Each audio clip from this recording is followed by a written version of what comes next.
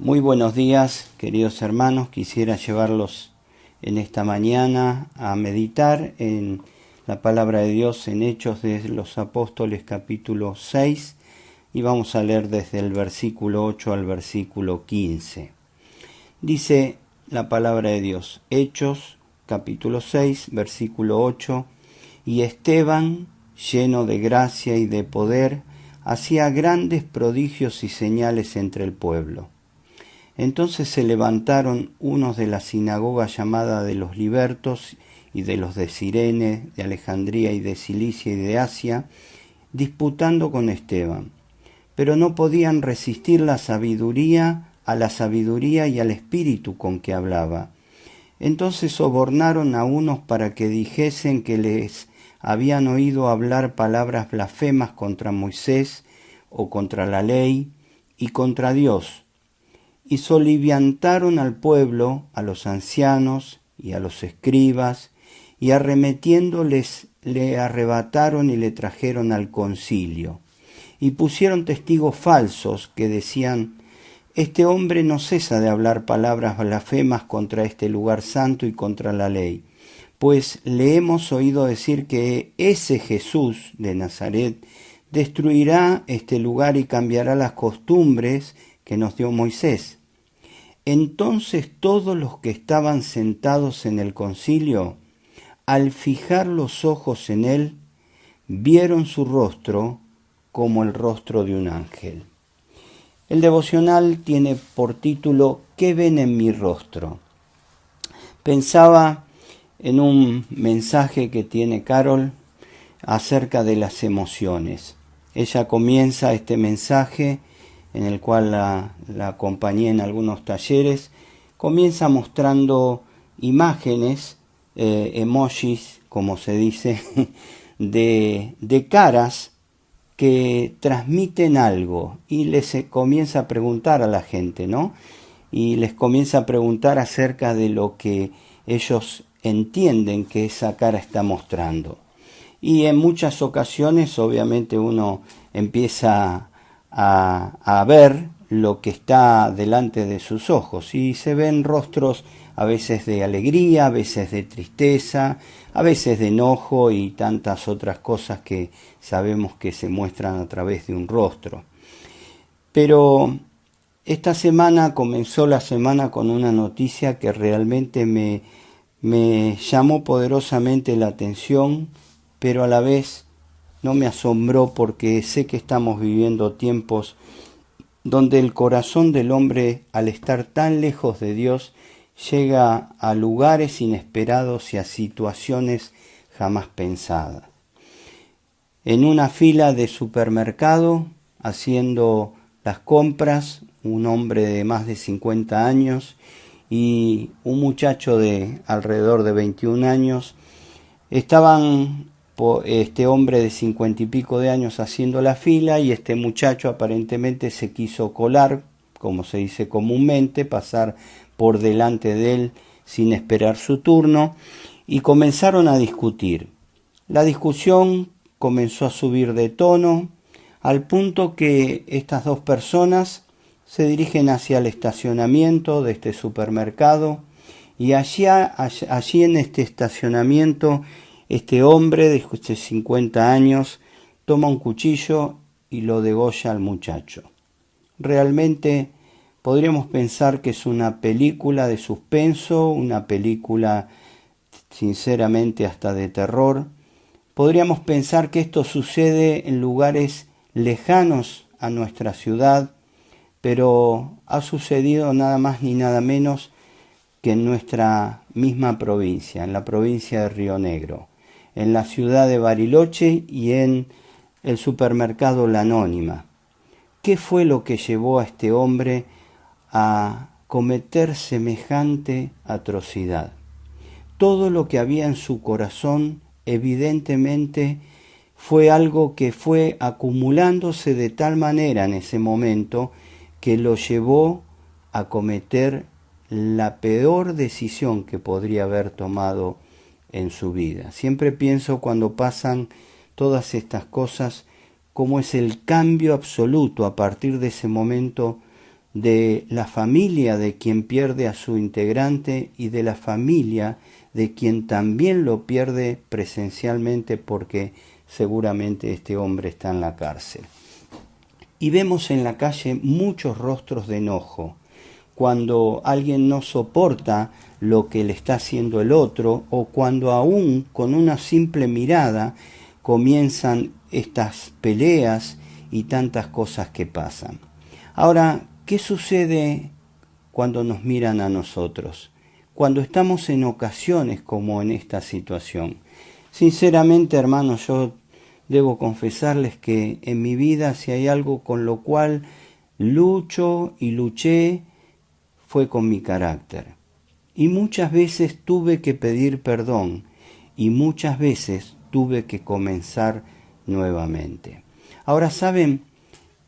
De Esteban querían los beneficios, pero no querían ni los cambios ni el compromiso que Esteban le estaba presentando por delante. Esteban dice que estaba lleno de gracia y de poder, y que hacía grandes prodigios y señales entre el pueblo. Hacía señales, pero hacía también milagros de los cuales se beneficiaba a este pueblo que tristemente después lo llevó al mismo juicio, que no fue un juicio, sino que tristemente lo llevaron a la muerte.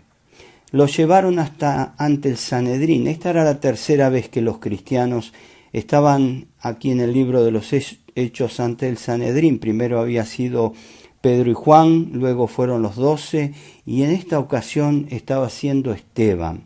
Y el Sanedrín era como un semicírculo. Y saben, estar frente a esa circunstancia, imagino que debería ser muy difícil, aún amedrentador para la persona que estaba en medio, porque todos estaban empujados a condenar al acusado, aún aunque el acusado fuese en esta ocasión inocente, como sabemos que lo era. Pero ni el apóstol Pedro, cuando estuvo allí, ni en este caso Esteban, tampoco fue amedrentado por estas personas, sino muy por el contrario, fue valiente y confió en la guía del Espíritu Santo.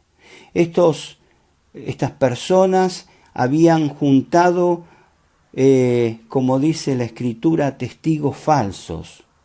Habían juntado mentiras. Decían de que Esteban contaba algo de lo cual verdaderamente no era. Porque si bien la acusación que estaban haciendo estos hombres realmente estaba basada en la palabra de Dios, porque lo dice en Levítico capítulo 24, versículo 16, dice: y el que blasfemare el nombre de Jehová ha de ser muerto, toda la congregación lo apedreará, así el extranjero como el natural, si blasfemare el nombre que muera. Estas personas estaban diciendo que él enseñaba que no había que cumplir la ley, y esto era una mentira. Lo mismo habían hecho los fariseos con el Señor Jesucristo, cuando en Juan capítulo 10, versículo 33 le dicen: le respondieron los judíos diciendo: por buena obra no te apedreamos, sino por la blasfemia, porque tú siendo hombre te haces Dios. Ahora, ¿saben?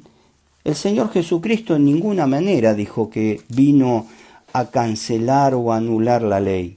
En Mateo capítulo 5, versículo 17 dice: no penséis que he venido para abrogar o para anular la ley o los profetas. No he venido para anular, sino para cumplir. Y todo lo que decían estas personas eran mentiras.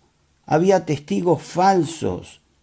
Había ingratitud cuando Esteban los había ayudado y había sido de bendición, una herramienta a través de él en las manos de Dios, y Dios había bendecido ese pueblo.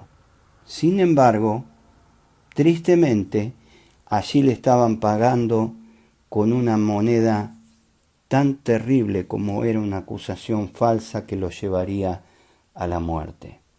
Ahora, ¿cómo nos pondríamos nosotros en una situación así? ¿No es verdad que muchas veces nos encontramos en situaciones injustas de las cuales sacamos a la luz en nuestros rostros lo peor que hay en nuestro corazón? ¿No es verdad que muchas veces en situaciones donde nos acusan injustamente queremos hacer a veces hasta justicia por mano propia? Qué triste que nos pasa cuando nuestro viejo hombre, decimos, toma posesión absoluta de nuestro ser y no nuestro nuevo hombre o nuestra nueva naturaleza. Pero fíjense, en Esteban vieron otra cosa. ¿Qué vieron en su rostro? Vieron su rostro como el rostro de un ángel. ¿Y qué será ver el rostro de Esteban como el rostro de un ángel? Y pensaba mientras buscaba algunos comentarios y algunas enseñanzas en relación a esto, que muy posiblemente vieron el rostro de Esteban un rostro resplandeciente. ¿Se acuerdan quién tenía un rostro resplandeciente cuando bajó del monte? Sí, Moisés. En Éxodo capítulo 34, versículo 34 y 35 dice: cuando venía Moisés delante de Jehová para hablar con él, se quitaba el velo hasta que salía, y saliendo decía a los hijos de Israel lo que le era mandado. Y al mirar los hijos de Israel el rostro de Moisés, veían que la piel de su rostro era resplandeciente. Pero ¿saben? Hubo alguien más que también tuvo el rostro resplandeciente cuando estuvo allí en el monte de la transfiguración. Lucas dice que su rostro cambió, pero Lucas 9:29, pero en Mateo 17:2 dice que su rostro resplandeció como el sol. No cabe duda que Moisés había pasado tiempo con Dios. No cabe duda que en el monte de la transfiguración el Señor allí estaba hablando con su Padre. Ahora yo me pregunto en esta mañana, hermanos, ¿qué ven en nuestro rostro? Cuando aún sufrimos injusticias, cuando aún sufrimos agravios por ser cristianos, por llevar la palabra de Dios, por predicar un evangelio que cambia la eternidad y el presente de las personas, por hacer el bien, pero muchas veces recibimos mucho mal por hacer el bien. Ahora, ¿qué ven en nuestro rostro cuando nos miran? Qué bueno sería que vean rostros resplandecientes por la paz que el Señor inunda nuestros corazones.